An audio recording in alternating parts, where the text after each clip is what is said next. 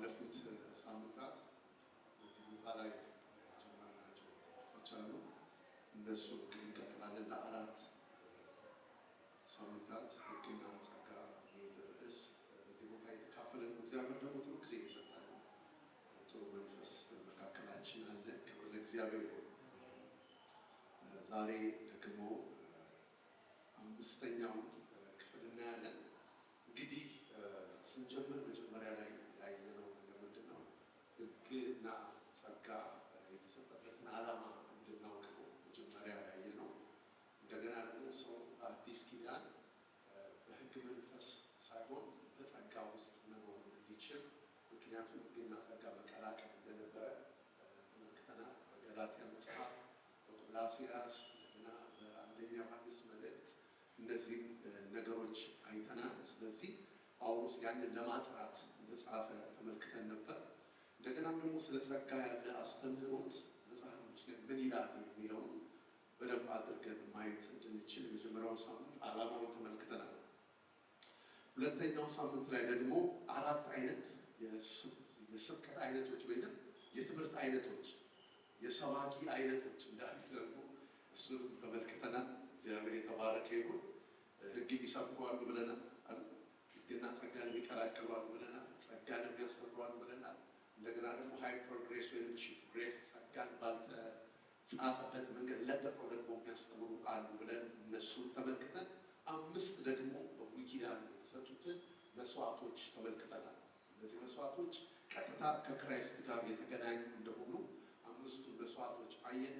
ባለፈው ሳምንት ደግሞ የተወሰኑ ነገሮችን አየን። ሴሪሞኒያልና ሴሪሞኒያል ከጨረስን ሲቪሉና ሞራሉን ትንሽ አየንና እሱ ከጨረስን በኋላ ሕግ የተሰጠበትን ዓላማ ላስት ዊክ ጨርሰን ያየን። እንግዲህ ሕጉ ጻድቅ ነው፣ በጎ ነው፣ ንጹህ ነው፣ በራሱ ችግር የለውም። እኔ ጋር ግን ሲመጣ በእኔ ላይፍ ስታይል በእኔ ኔቸር ግን ሊሰራ አልቻለም ብሎ ጳውሎስ ሲናገር ተመልክተናል።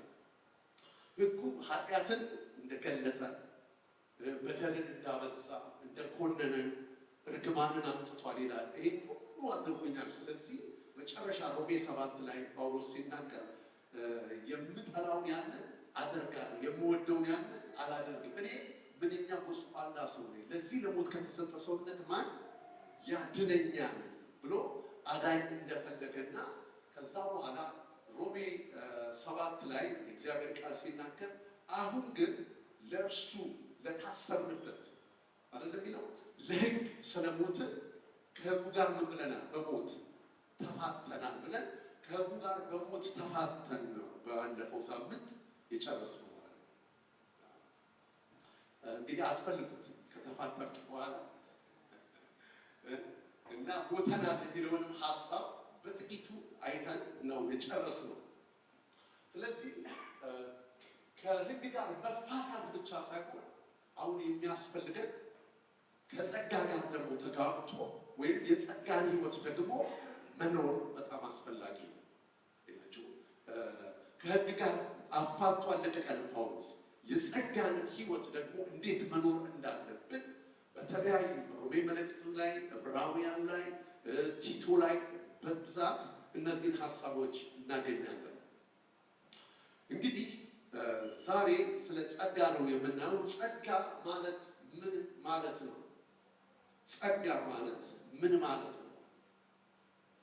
እንግሊዘኛው unmerited favor ወይንም እርን ያላደረግነው ስጦታ ነው። ጸጋ ማለት ለማይገባው ሰው፣ እስቲ ለማይገባው ሰው ወይንም ደግሞ ሰርቶ ደግሞ ለፍቶ ሊያገኘው የማይችለው ስጦታ ማለት ነው። እግዚአብሔር ይባረክ።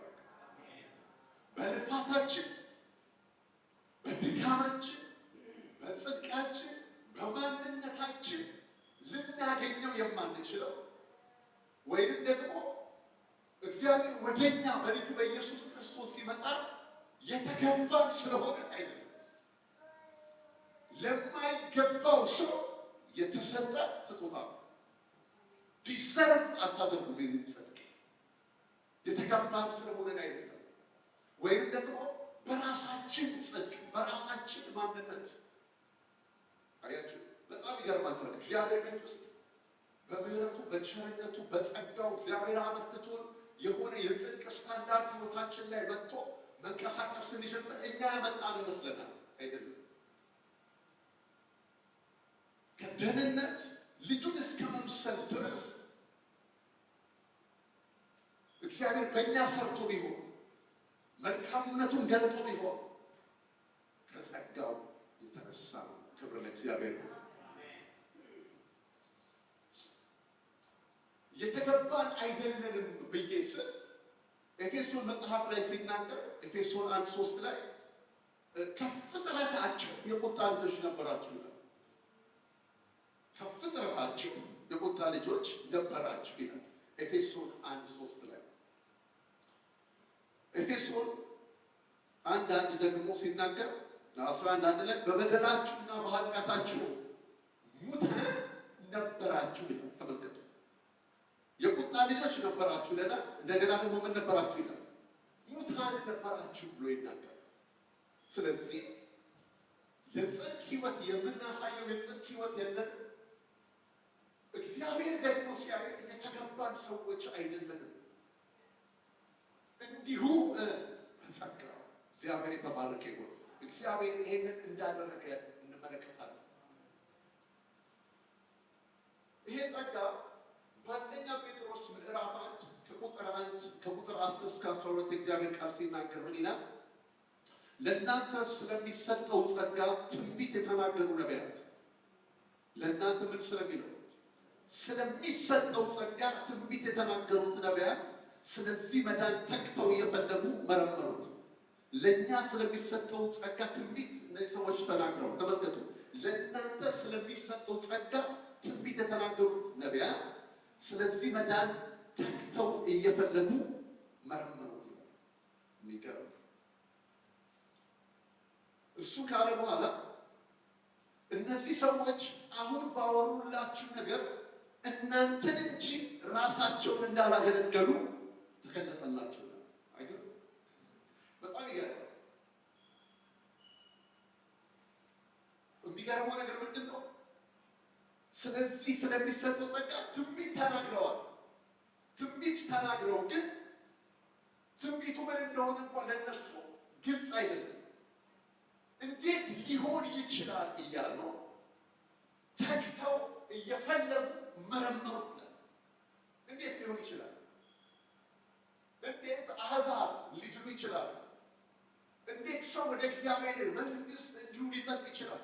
ምንም ነገር ሳያዋጣ ትንሿ ጣቱን ሳያንቀሳቀስ እንዲሁ በነፃ እንዴት ሊሆን ይችላል?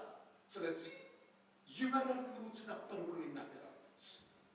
እግዚአብሔር የተባረከ ይሁን።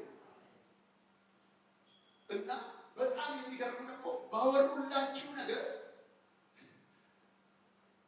እናንተን እንጂ ራሳቸውን እንዳላገለገሉ ለነሱ እንዳልመጣ ራሳቸውን እንዳላገለገሉ ተገለጠላቸው።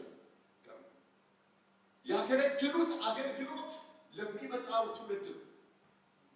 ክርስቶስ ለሚሞተለት ትውልድ ነው። ትንቢት ተናግረዋል። ኢሳይያስ እነሆ ድንግል ትጸንሳለች፣ ወንድ ልጅ ትወልዳለች አለ።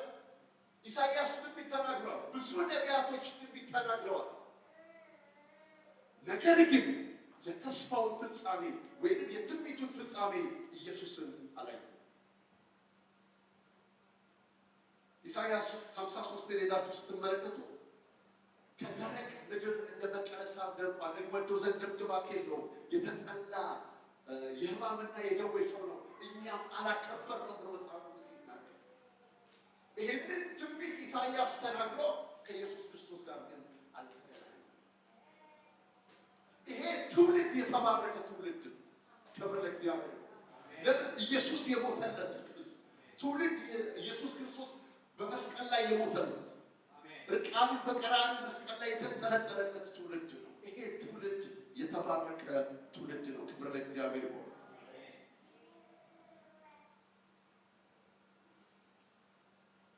ብዙዎቻችሁ እዚህ ሀገር ያላችሁ ሰዎች ታውቃላችሁ፣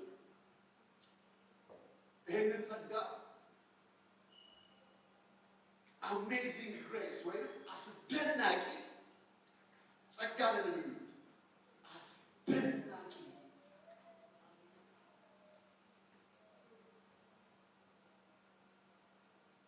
እዚህ ብዙ ኖራችሁ ሰዎች ታውቃላችሁ። አንድ መዝሙር አለ አሜዚንግ ግሬስ። ጠፍቼ ነበረ አሁን ግን ምን አልኩኝ? ተገኘሁ። ታውሬ ነበር ይላል መዝሙር ሄዳችሁ ስትመለከቱት፣ አሁን ግን አየሁኝ። ይሄ መዝሙር ምድሪቷን የሸፈነ መዝሙር ነው። ከ250 ዓመት በላይ በአሜሪካ ምድር በዓለም ምድር የተዘመረ መዝሙር ነው። በብዙ ቋንቋዎች ተተርጉሟል። ይሄ አሜዚንግ ግሬስ አስደናቂ ጸጋ፣ እግዚአብሔር የተባረከ ነው። ኔልሰን ማንዴላ ከእስር ሲለቀቁ የተዘመረው መዝሙር ይሄ መዝሙር ነው። አሜዚንግ ግሬስ። የአሜሪካ ፕሬዝዳንቶች በተለይ የቀድሞቹ ኦባማም ላይ ነበር ይላሉ፣ የሹመታቸው ቀን ላይ የሚዘመሩ መዝሙሮች አንዱ ይሄ አስደናቂ በጣም ለማይገባው ሰው እርድን ለማያደርግ በራሱ ጽድቅን ማምጣት ለማይችል ሰው የተሰጠ ነፃ ስጦታ። ለዚያ እንዲሁ ወደደን እንዲሁ አጸደቀን። እስኪ እንዲሁ በሉ።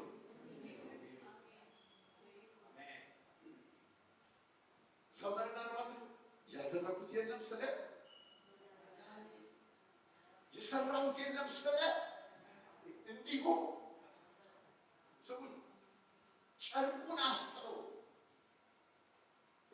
ከሀገር ወደ ሀገር እንዲንከራተት ያደረገው ለክርስቶስ የተሸጠ ማንነት እንዲኖር ያደረገው ጳውሎስ አንድ የገባው ሚስጥሩ ተከታተሉ። እንዲሁ መዳን ዲዘርቭ አላደርግም፣ የሚገባኝ ሰው አይደለሁም፣ ነገር ግን እንዲሁ እግዚአብሔር ይባርክ። ይህ ሰው አሜዚንግ ግሬስ የሚለውን መዝሙር የዘመረው ሰው ጆን ኒውተን ይባላል። እና ይህ ሰው የባሪያ ንግድ የሚያካሄድ ሰው ነበር። ከአፍሪካ እስሌቮችን እያመጣ የሚሸጥ ሰው ነበር። የሰው ቫሊዩ ያልገባው ጠጪ የነበረ በስንጩ የነበረ ጨካኝ የነበረ ሰው ይላል። ሰው እያመጣ የሚሸጥ ማለት ነው። ሰው ለሱ በእግዚአብሔር አምሳል የተፈጠረ ሰው ለሱ ምኑ ነው? ዕቃ ነው። ገንዘብ የሚያገኝበት ምንጭ ነው። እስረኞችን ባህሮችን ከአፍሪካ ጭኖ በመርከብ እየመጣ ኃይለኛ የሆነ ማዕበል በመርከብ ላይ በነበረው መርከብ ላይ ይነሳል። እዛ ማዕበል ውስጥ ነው ጌታ የተገናኘ። የት ቦታ እኮ እንደሚያገኝ ነው። ስሙ። ለዚህ ሰው ለሚሸጥ ሰው የባሪያ ንግድ ውስጥ ለሚሳተፍ ሰው እግዚአብሔር እንኳን ጸጋ ኃጢአተኞችን ሊያድን ክርስቶስ ኢየሱስ ወደ ዓለም መጣ የሚለው ቃል ሁሉ ሊቀበሉት የተገባ ደግሞ ምን ያለ ነው? የታመነ። እግዚአብሔር የተባረከ።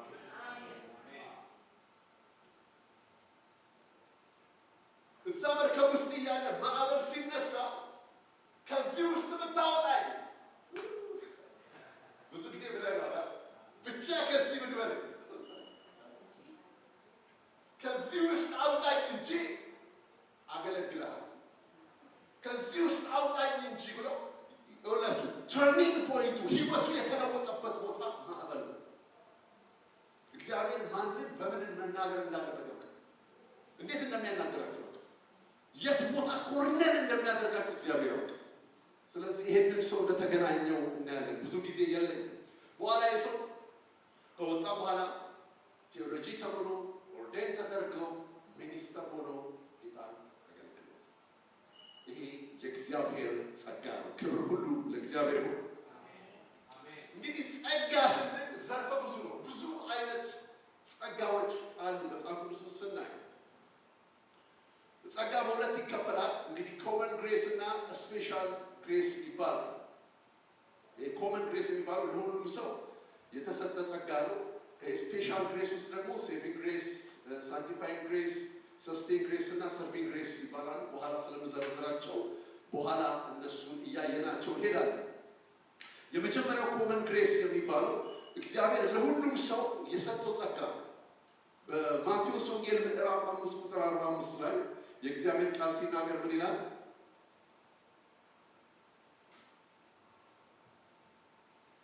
እርሱ ፀሐይን ለክፉዎችም ለደጎችም ያወጣል። እግዚአብሔር ዝናቡን ለኃጢአተኛ ለጻድቁ ምን ያደርገዋል?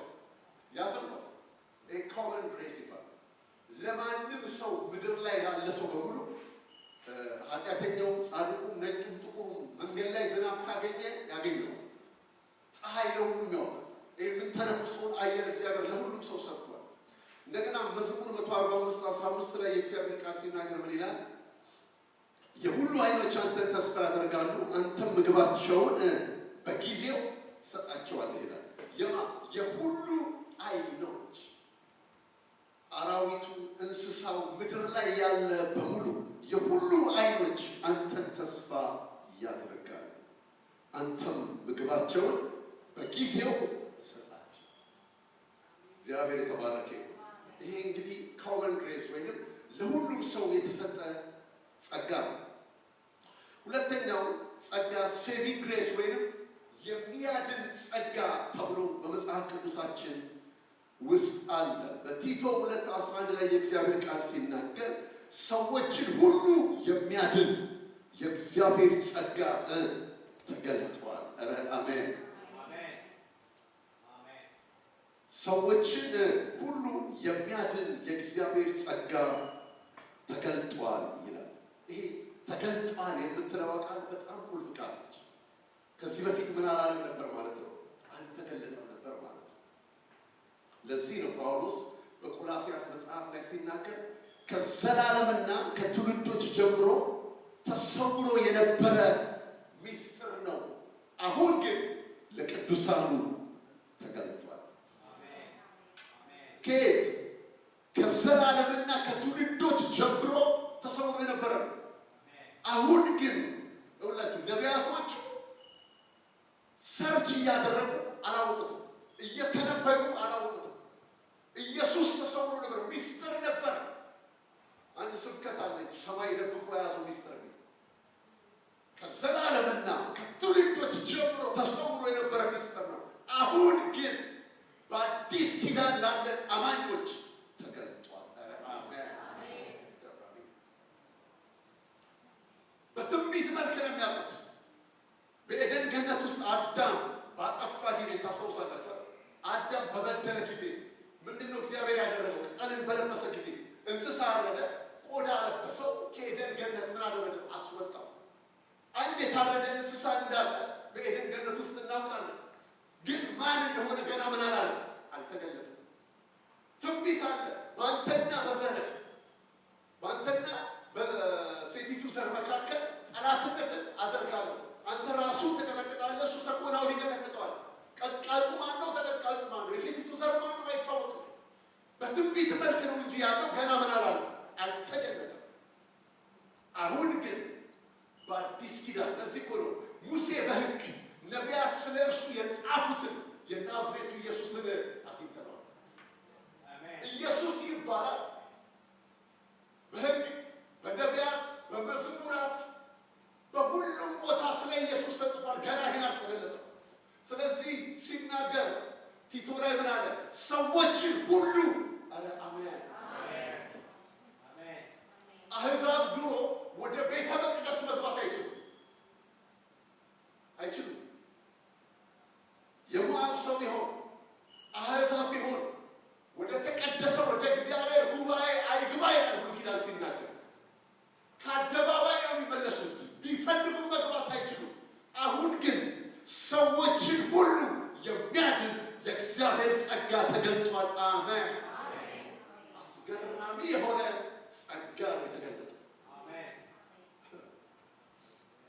ይሄ ጸጋ ሴቪንግ ግሬስ እንደ ኤፌሶን 2:8 ላይ ጸጋው በእምነት አድኗችኋል።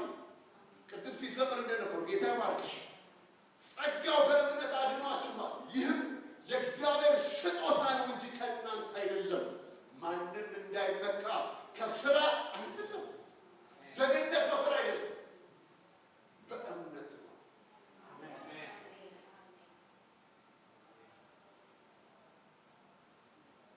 ኤፌሶን 2:5 ላይ ሲናገር ከወደደን ከትልቅ ፍቅሩ የተነሳ በበደላችን እንኳን ሙታን በሆንን ጊዜ ከክርስቶስ ኢየሱስ ጋር ሕይወትን ሰጠን ካለ በኋላ በጸጋ ድናችሁ። ጸጋ ካለ ስራ የሚባል ነገር የለም። ለደህንነት ያዋጣው ነገር የለም። እንዲሁ ለዚህ ነው ቲቶ 2:5 ላይ እንደ ምሕረቱ መጠን ለአዲስ ልደት በሚሆን መታጠብ በመንፈስ ቅዱስ በሆነ በመታደስ አዳነን እንጂ እኛ ስላደረግነው በጽድቅ ስለነበረው ስራ አይደለም።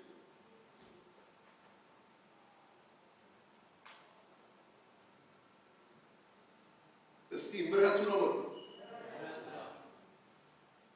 እኛ ስላደረግነው በጽድቅ ስለነበረው ስራ። ጽድቃችን የመርገም ጨርቅ ነው፣ አጸያፊ ነው እግዚአብሔር። ለዚህ ነው ጽድቃችን፣ ቅድስናችን፣ ቤዛነታችን የሆነ ክርስቶስ ነው። እግዚአብሔር የተባረከ ይሁን። ዳንና ክብር ለእግዚአብሔር። ደስ ይላችሁ ደንታችሁ ጸጋ መጥቶ አድኖናል። በደህንነቱ የማይደሰት ሰው ሆኖ ይደሰታል። ስሙኝ፣ እቺ ቤተክርስቲያን አሁን ደህንነት የሚገኘው በሆነ ነገር ነው ቢባል ይሄ ቦታ ይሞላል። በነፃ ስለተሰጠን ግን ርካሽ ነው ማለት ነው። ደም ፈሶበት እግዚአብሔር ሰው መሆን አስፈልጎታል። ቃል ሥጋ ሆኗል። የባሪያን መልክ ይዟል። ወደዚህ ምድር መጥቷል።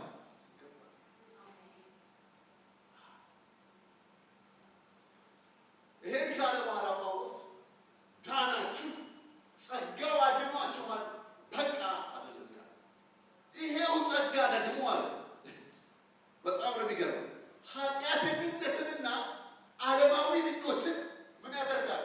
ያስክዳል። ሁለተኛው የማወራው ሳንቲፊኬሽን ግሬስ፣ የሚለውጥ የሚቀድስ ጸጋ። ያው ጸጋ ያዳነን ጸጋ ይለውጠናል፣ ደግሞ ይቀድሰናል። ክብር ለእግዚአብሔር ይሁን። እንግዲህ ስለ ሳንቲፊኬሽን ግሬስ ስናይ ፖዚሽናል ሳንቲፊኬሽን አለ፣ እንደገና ደግሞ ፕሮግሬሲቭ ሳንቲፊኬሽን አለ። ምን ማለት እንደሆነ ታወራለህ። ፖዚሽናሊ በክርስቶስ ኢየሱስ ምን ብለናል? ተቀድሰናል። ኦልሬዲ ያለቀ ነገር ነው። በአንደኛ ቆሮንቶስ 6:11 ላይ የእግዚአብሔር ቃል ሲናገር ከእናንተ አንዳንዶች እንደዚህ ነበራችሁ ይላል፣ ነገር ግን በጌታ በኢየሱስ ስም በአምላካችን መንፈስ ታጠባችኋል፣ ተቀድሳችኋል፣ ጸድቃችኋል። ይኸውላችሁ ያው መንፈስ ነው የሚቀድሰን። ፖዚሽናሊ ተቀድሰናል። መጣል ዕብራውያን 10:10 ላይ እግዚአብሔር ቃል ሲናገር በዚያም ፈቃድ የኢየሱስ ክርስቶስ ሥጋ አንድ ጊዜ ፈጽሞ በማቅረብ ተቀድሰናል ይላል። በዛ መስዋዕት ኢየሱስ ባቀረበው ሥጋ አንድ ጊዜ በማቅረቡ ምን ብለናል? ተቀድሰናል ይላል። አንደኛ ቆሮንቶስ 1:31 ላይ ሲናገር ነገር ግን የሚመካ በእግዚአብሔር ይመካ ተብሎ እንደተጻፈ ይሆን ዘንድ ከእግዚአብሔር ዘንድ ጥበብ፣ ጽድቅ፣ ቅድስና፣ ቤዛነትን በተደረገልን በማን ነው? እስቲ በክርስቶስ ነው በሉ። ዋው! አሁን ይሄን ካልኳችሁ በኋላ ሮሜ 5 ላይ አንድ ቁልፍ ቃል አለ።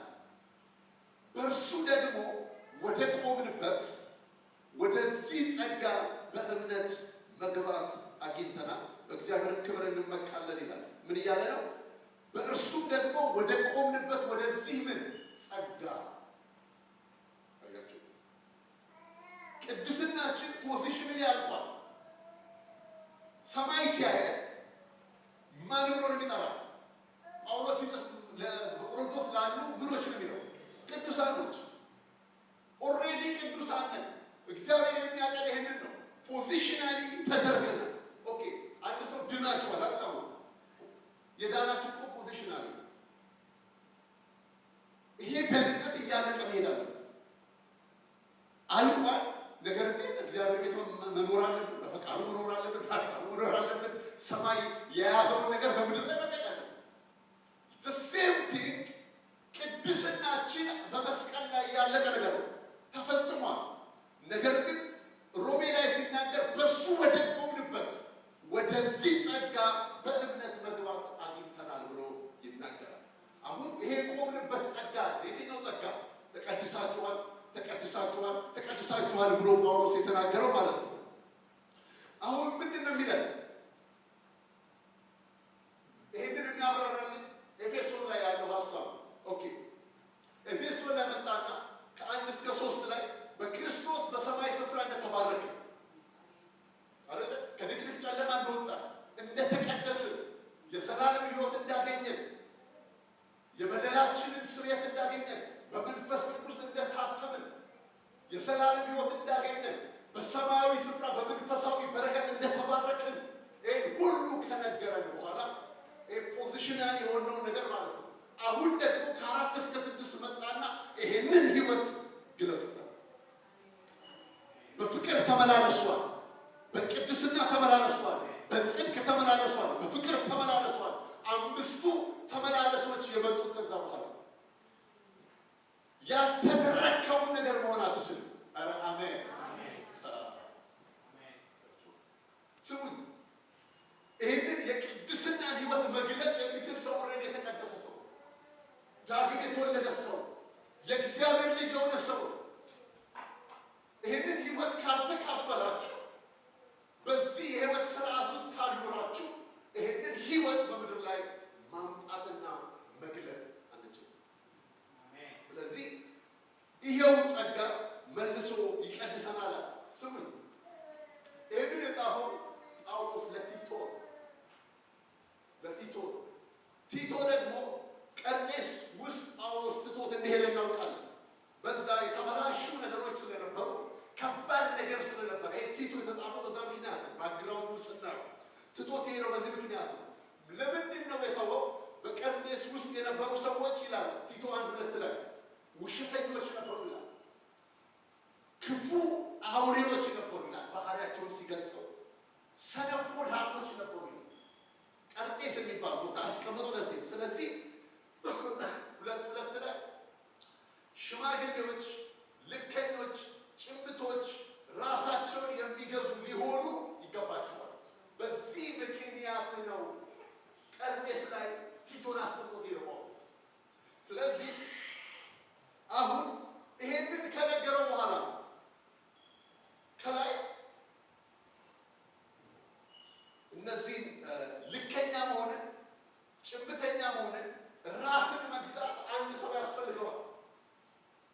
ይሄ ከላይ ያየኸው የገለጣቸው የቀርጤስ ሰዎች ውሸታሞች መሆናቸው፣ ክፉ አውሬዎች ብሎ የገለጣቸው፣ ሰናፍ ሆዳሞች ናቸው ብሎ የገለጣቸው ለእነዚህ ሰዎች ነው መልእክት መጣው። እነዚህ ሰዎች የሚስተካከሉበትን መንገድ ነው የነገረው። ምንድን ነው አለ? ጸጋው። ያው ያዳነን ጸጋ አለ መልሶ ምን ያደርገናል? ይቀድሰናል። ክብር ለእግዚአብሔር ነው። ሳንቲፋይ ያደርገናል። ቅድስና የራስ በራስ ጥረት የሚመጣ ነገር አለ። በመፈለግም የሚሆን አይደለም። ቅዱስ ልሁን ስላላችሁ አትቀደሱ።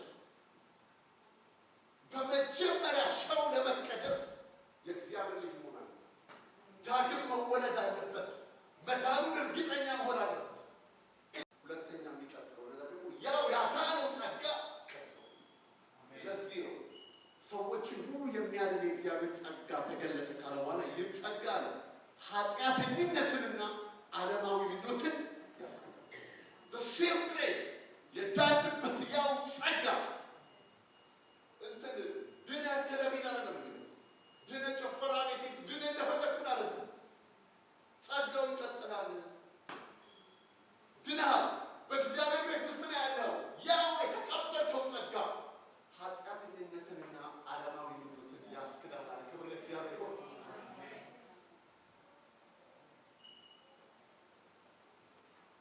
በዮሐንስ ወንጌል ላይ የምታውቋት ሴት አለች። ዮሐንስ ወንጌል ምዕራፍ 8 ላይ ከጊዜ አንጻር አላለባትም። እናንተ አንብቡት ከ1 እስከ 11 ያለውን ሐሳብ። እቺ ሴት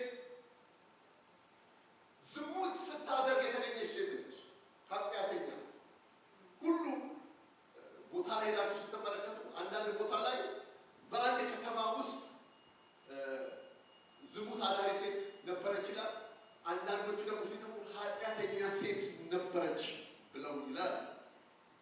እቺ ሴት ዝሙት ስታደርግ ተገኝታ ተሰብስበው ባለፈው ነግራቸዋል። ሕግ ወደ ራሱ አይ የሕግ አንዱ ባህሪ ተቀላችሁ ሌላው ተመልከቱ። ሰው እኮ ይላችሁ መጽሐፍ ሲናገር የጠቢብ አይኖች ወደ ሌላው አይደለም። እቺ ሴት ዝሙት ስታደርግ ተገኝታለች። ምናልባት አንዳንዶቹ አብረውናል የሰበቱት አናውቅም። ድንጋይ ይዘው መጡ ለጉራት። ሕጉ የሚያደርገው ነገር መሰላችሁ? አታድርግ ይላችኋል። ማድረግ የምትችሉበትን አቅም ይሰጣችሁ። ሰው በሕግ መኖሩ የምታውቁ አንድ የቦታችሁ ኤሪያ ላይ ስትራጌል የምታደርጉ ከሆነ በቃ ችግር አለ ማለት ነው። ጸጋ ያስፈልጋችኋል። በራሳችሁ ተነስታችሁ ልትለውጡት አትችሉ። ሕጉ ይዟት አንደርድሮ ኢየሱስ አጠገብ ይዟት መጣ። አሁን በሙሴ ያለ ሴት ዝሙት ስታደርግ ብትገኝ በድንጋይ ተወግራ ብትበል ትሙት የሚል ሕግ የተጻፈ። አንተስ ምን ትላለህ? በጣም ይገርም። ስሙት። በጣም ገራሚው ነገር ምንድን ነው? በጣም የሚገርመው ነገር አሁን መጨረሻ ላይ ኢየሱስ ክርስቶስ ከእናንተ መካከል ኃጢአት የሌለባት የመጀመሪያው ድንጋይ ወርውራል። ሁሉም ራሱን አየ። ያኔ ነው ራሱ አንድ በአንድ ከትልቅ እስከ ትንሽ ስፍራው ለቆዩ ለካ ወጋሪ ሁሉ ራሱ ችግር አለበት። ሰው ብዙ ጊዜ ራሱ ነው ብዙ ጊዜ ወጋሪ ሰው መጽሐፍ ይሄ ሕግ ማይም ሴት ባይ ነገራቸው ነው። አንድ ሕግ በሕግ ቢኖር ሰው ሌላው በራሱ ነው።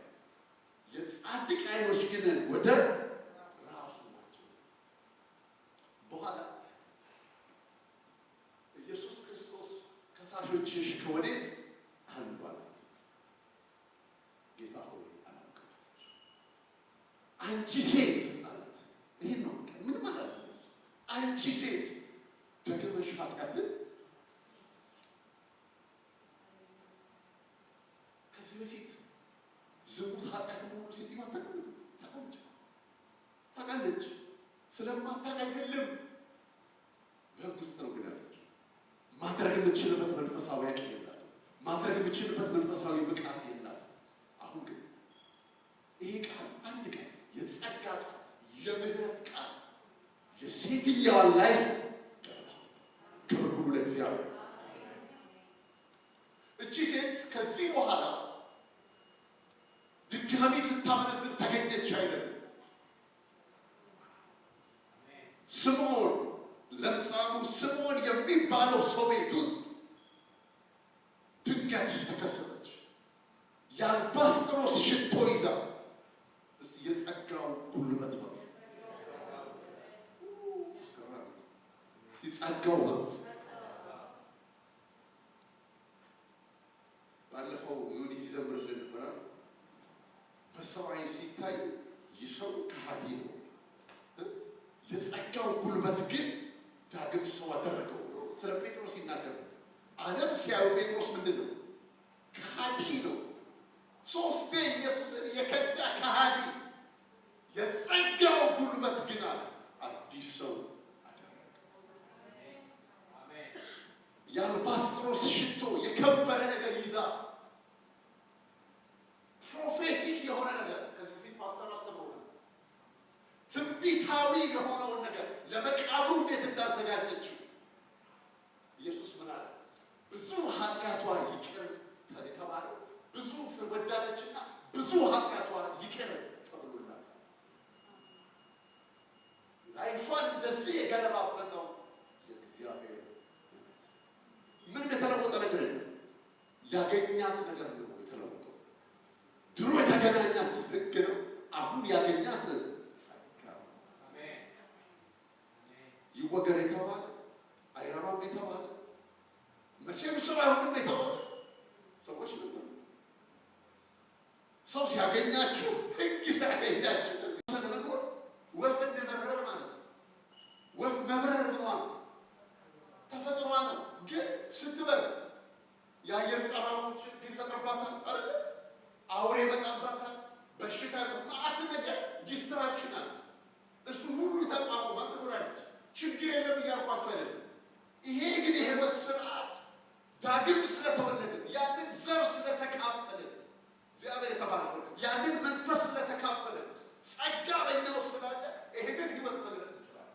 ክብር ለእግዚአብሔር ነው።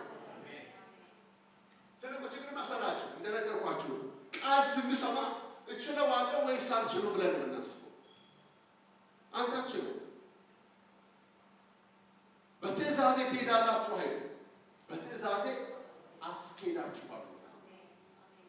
እግዚአብሔር ይባርክ።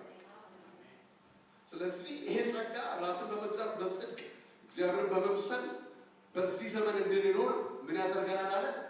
ያስተምረናል ይላል። እንግዲህ ያስተምረናል የሚለው ሀሳብ ሰፊ ነው። ትንሽ ነገር ልናገርና ልሂድ። ምን ማለት ነው ይሄ ጸጋው? ሌላው የሚያደርገን ነገር ምንድን ነው?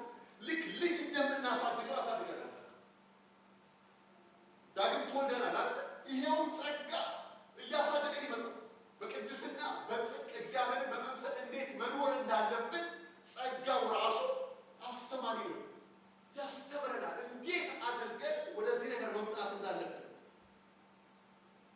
ኢንስትራክት ያደርገናል፣ ትሬን ያደርገናል፣ ድጋፍ ይሰጠናል፣ ይገስጸናል፣ ይመክረናል። የሚገርም በእግዚአብሔር ቤት ውስጥ እንዴት መኖር እንዳለብን ያስተምረናል ብሎ ጳውሎስ ይናገራል። ይህ ብቻ ሳይሆን ደግሞ ዘቲቶ ላይ እንደሚናገረው የታላቁን የአምላካችንን የመድኃኒታችን ኢየሱስ ክርስቶስ መገለጥ እንድንጠባበቅ ያደርገናል።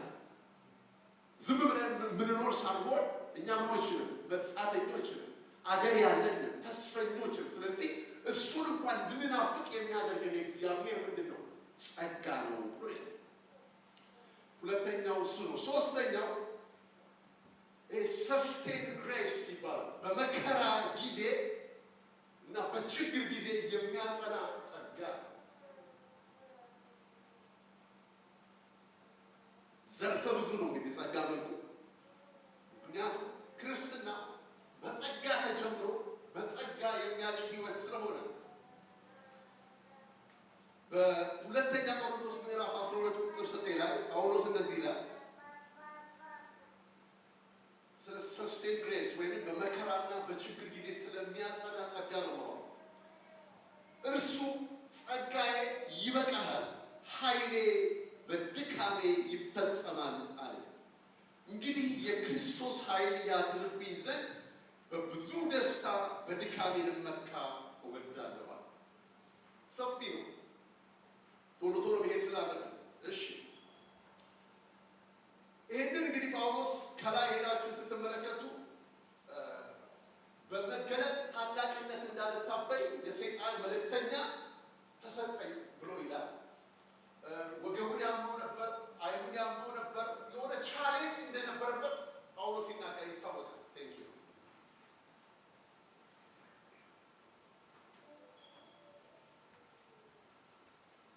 ቻሌንጅ እንዳለበት ይናገራል እና 3 ጊዜ ጸለይኩኝ። ቀኔ ምን እንዴ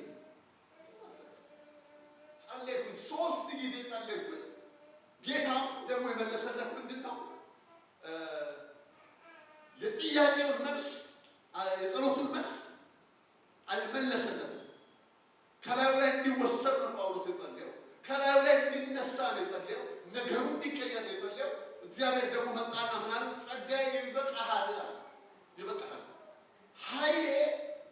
ድካምህ ምን ይላል? ይፈጸማል አሉ። በጣም ነው የሚገርም። አሁን ጳውሎስ ነው የጸለየው። ምንም ስለምታውቁ አይደል? ጳውሎስ ነው የጸለየው። የእግዚአብሔር ሰው ነው ጳውሎስ። ዘመኑን የሰጠ ሰው ነው ጳውሎስ። ምንም በጳውሎስ ሕይወት ውስጥ ልናወጣ የምንችለው ነገር ይህ ስለሆነ ያልሰማው ልንለው የምንችለው ሰው አይደለም። በደንብ ከእግዚአብሔር ጋር የተነካካ ከመንፈስ ዓለም ጋር ግንኙነት ያለው እነዚህ ሁሉ መጽሐፎች የጻፈ እግዚአብሔር የሚሰማ ሰው። ነገር ግን ጸጋዬ ይበቃል መፍትሄ አድርጎ የሰጠው ጸጋው በጣም ይገርማል። ለምን እግዚአብሔር ይሄን እንዳደረገ አይገባኝም። ግን አንዳንድ ጊዜ ነገሩ እያለ ነገሩ እናንተን እንዳይገዛችሁ አትበሉ። ታስ ግሬስ ይኸውላችሁ ኢየሱስ ክርስቶስ ዮሐንስ ወንጌል ምዕራፍ 4 ላይ የእግዚአብሔር ቃል ሲናገር በመርከብ ውስጠኛ ክፍል ተኝቶ ነበር ይላል። ደቀ መዛሙርቱ ከእሱ ጋር ተኝቶ ነበር ይላል። በዛች መርከብ ላይ ኃይለኛ አውሎ ነፋስ ተነሳ ይላል። በተነሳ ጊዜ ተነስቶ ነፋሱን ገሰጸው፣ ማዕበሉ ምን አደረገ ይላል? ጸጥ አለ። ነፋሱንም ወጀቡንም ማዕበሉንም ጸጥ ማድረግ ካለበት ጸጥ አለ። በሌላ ቦታ ላይ ኢሳይያስ ላይ ሲናገር እንደዚህ ይላል። ኢሳይያስ 43:2 ላይ በውሃ ውስጥ ባለፍክ ጊዜ ከአንተ ጋር ሆናለሁ አለ። በወንዞች ውስጥ ባለፍክ ጊዜ አያሰጥምህም አለ። ስሙኝ፣ በጣም የሚገርም ባለፍክ ጊዜ አያሰጥምህም፣ በእሳት ውስጥ በሄድክ ጊዜ አያቃጥልህም፣ ነበልባሉን አይፈጅህም አለ። አሁን እዚህ ጋር ስትመለከቱ እዚህ ጋር አቁሞታል፣ ማዕበሉን አቁሞታል፣ ወጀቡን አቁሞታል። አሁን እዚህ ጋር ግን በእሳት ውስጥ እንዳያልፍ አልከለከለም። በውሃ ውስጥ እንዳያልፍ አልከለከለም። በውሃ ውስጥም ታልፋለህ አለው። በእሳትም ውስጥ ታልፋለህ አለው። እሳት መከራ ታልፋለህ አለው። ግን አለው ነበልባሉ አይፈጅሽም። አሜን። ጸጋ ማለት ነው ይላችሁ በእናንተ ላይ አቅም ሲያጣ ማለት ሰው እሳት ውስጥ ያልፋል፣ ነበልባሉ አይፈጅም። በውሃ ውስጥ ያልፋል፣ አይሰጥም። ይሄ እኮ ጸጋ ነው። አንዳንድ ጊዜ እግዚአብሔር ጸጋን ልኮልን እኛ ነገሩ ካልተቀየረ እያለ እንታገል። እሱ ሉዓላዊ አምላክ ነው። በፈለገው መንገድ የሚሰራ ሰው ነው። አንዳንድ ቦታ ላይ ነገሩ እንደዚያ ያደርገዋል፣ አንዳንድ ቦታ ላይ ደግሞ እንደዚያ ያደርገዋል። እግዚአብሔር ይባረክ።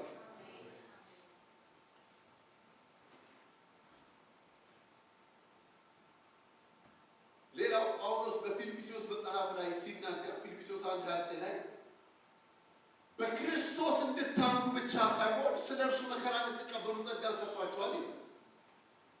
ጸጋ ማለት ምንድን ነው? በብዙ ቻሌንጅ ይሄኛው ሰስቴን ግሬስ የሚባለው በብዙ ተግዳሮት፣ በብዙ ቻሌንጅ፣ በብዙ ተጽዕኖ፣ በብዙ ነገሮች ውስጥ እያለፋችሁ ነገሩን እያሳለፋችሁ እናንተ ስትቆሙ ማለት ነው። ነገሩን እናንተን መውሰድ ሲያቆም፣ ነገሩን እናንተን ባዘር ማድረግ ሲያቆም፣ አምልኮ ካላስቆማችሁ፣ ጸሎት ሳያስቆማችሁ፣ እግዚአብሔርን ማክበር ሳያስቆማችሁ፣ ቸርች መምጣት ሳያስቆማችሁ፣ ይሄ ማለት የእግዚአብሔር ጸጋ ነው። ነገሩም አለ እኔም አለሁ።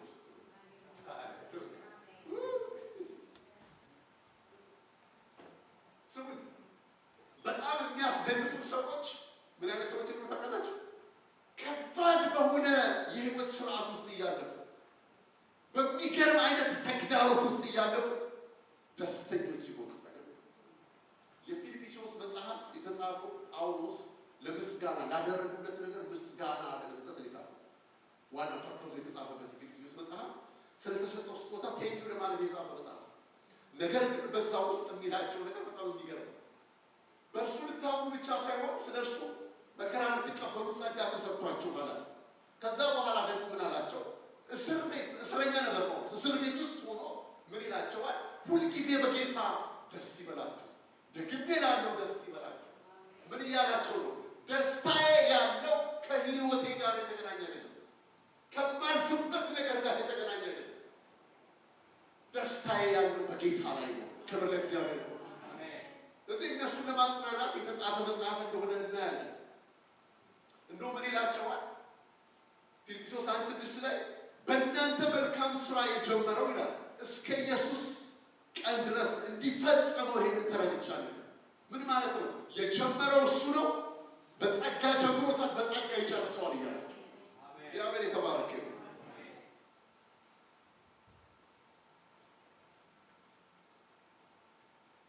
ይሄ ደግሞ አራተኛና የመጨረሻው ሰርቪንግ ግሬስ ወይም የአገልግሎት ጸጋ ብለን የምንለው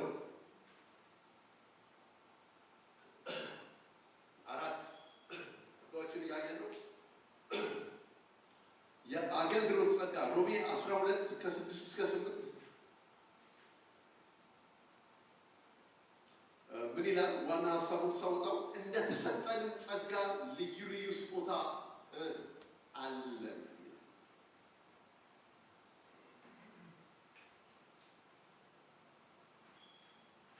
እንደተሰጠንም ጸጋ ልዩ ልዩ ስጦታ አለን ይላል። አንደኛ ጴጥሮስ 4:10 ላይ ደግሞ እንደ ታማኝ ልዩ ልዩ የእግዚአብሔር ጸጋ መጋቢ እያንዳንዱ ሰው የተቀበለውን የጸጋ ስጦታ ሌላውን ያገልግል ይላል። አገልግሎት ብለን ስናስብ አገልግሎት ያለ እግዚአብሔር ጸጋ አገልግሎት የሚባል ነገር የለም። አንድ እሱ። ሁለተኛ እያንዳንዱ ሰው በክርስቶስ አካል ውስጥ ብልት እስከሆነ ድረስ እያንዳንዱ ሰው ላይ ደግሞ የተቀመጠ እግዚአብሔር ጸጋ አለ። ጸጋ የሌለው ሰው ባለፈው ነግሬያችኋለሁ። በአዲስ ኪዳን አስተምህሮት አንድ የተቀባ፣ አንድ የተለቀለቀ፣ አንድ ልዩ ሰው፣ አንድ ሱፐርማን የለም። አካሉ በሙሉ በክርስቶስ በሙሏል።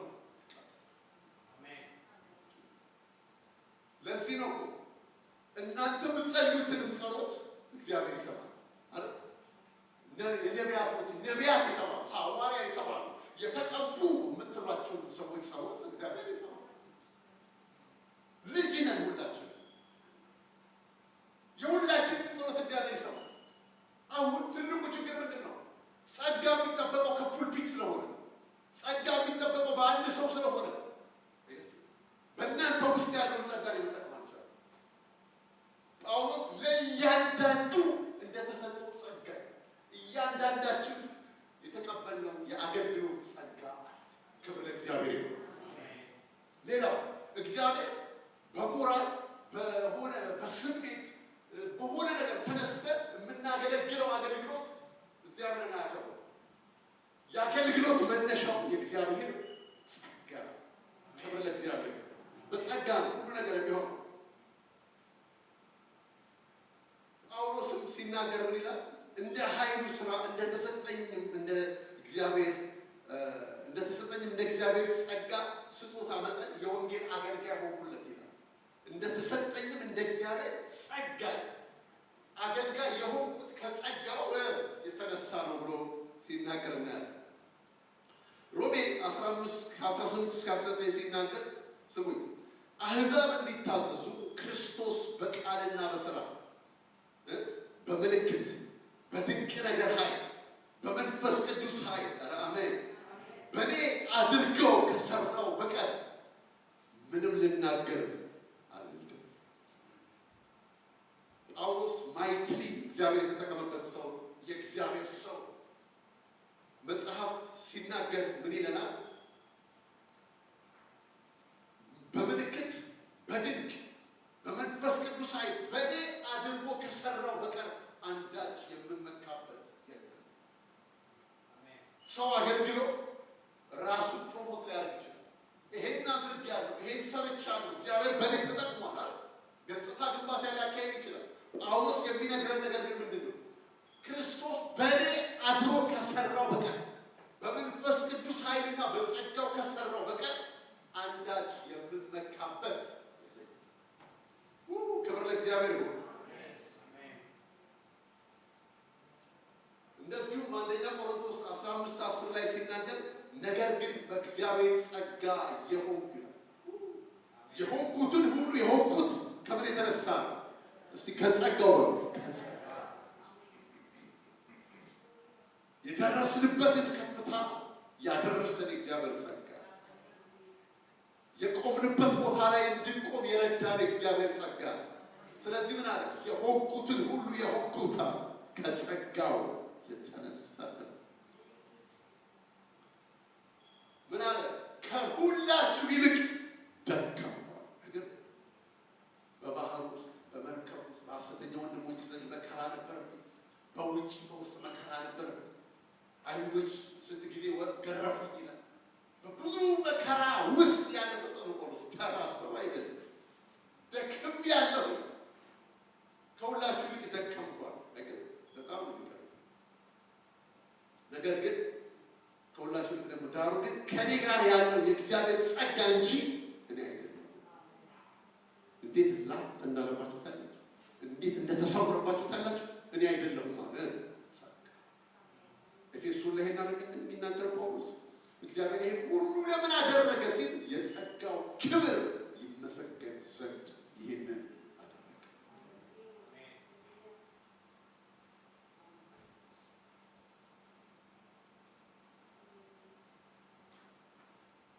ስለዚህ ሰው በጸጋው ሲቆም ይባረካል፣ ደግሞ ይባረካል። እንመን እግዚአብሔር ውስጣችሁ ጸጋ እንዳለው ነው። እግዚአብሔር ቤት ውስጥ ዳግም እስክትወለድ ድረስ አገልግሎት በሰው ብቃት፣ ይሄ ደግሞ ሌላኛው ጽንፍ ደግሞ ምንድን ነው? አገልግሎት በሰው ብቃትና አቅም ላይ የቆመ አይደለም። አሁን ለምሳሌ አንድ ሰው ስለ ጊፍትና ስለ ታለንት አውራና ጨርሳለሁ። አሁን ለምሳሌ አንድ ሰው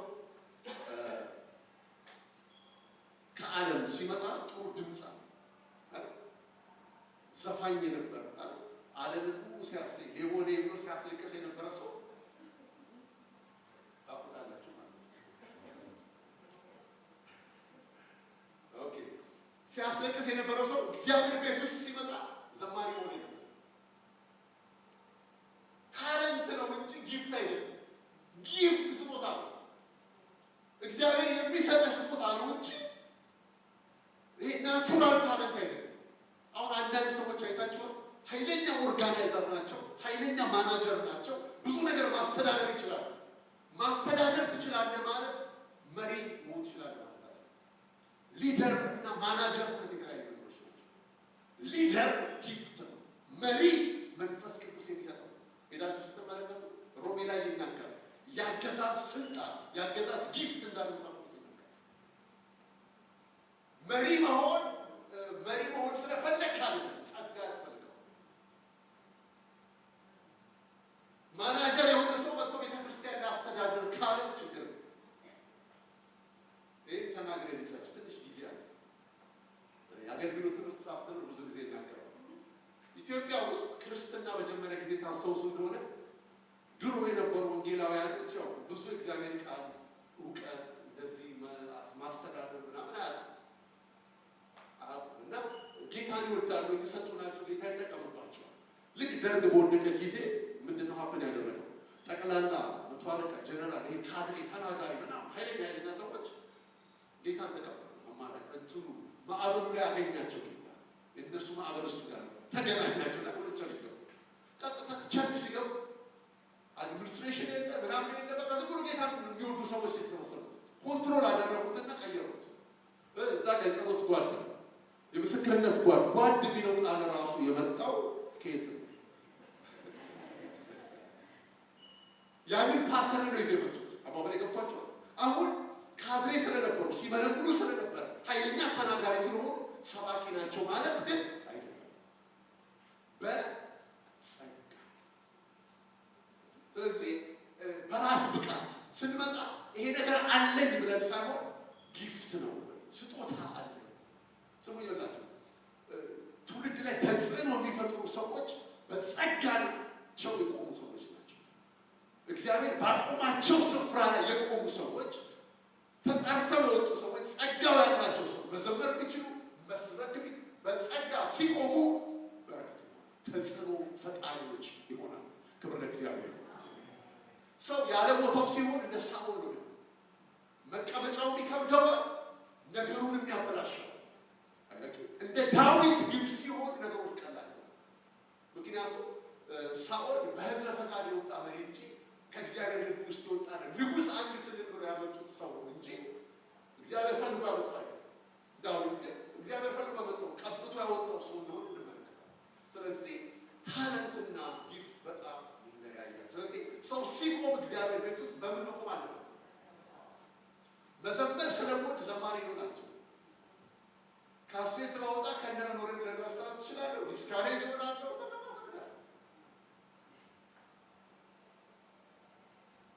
ጸጋ ጊፍት ግን ሲሆን ምን ታውቃላችሁ? ትውልድ ይሰማችሁ፣ ሀገር ነው ይሰማችሁ፣ ታናውጡታላችሁ፣ ምድሪቱ ትነቃላችሁ። ለምን? እግዚአብሔር በሰጣችሁ ቦታ ነው የተጠቀማችሁ ያላችሁት። ስለዚህ አገልግሎት ከጸጋ ጋር የተገናኘ ነው። ከዚህ በላይ ላቆያችሁ እንጸልያለን። ክብር ለእግዚአብሔር።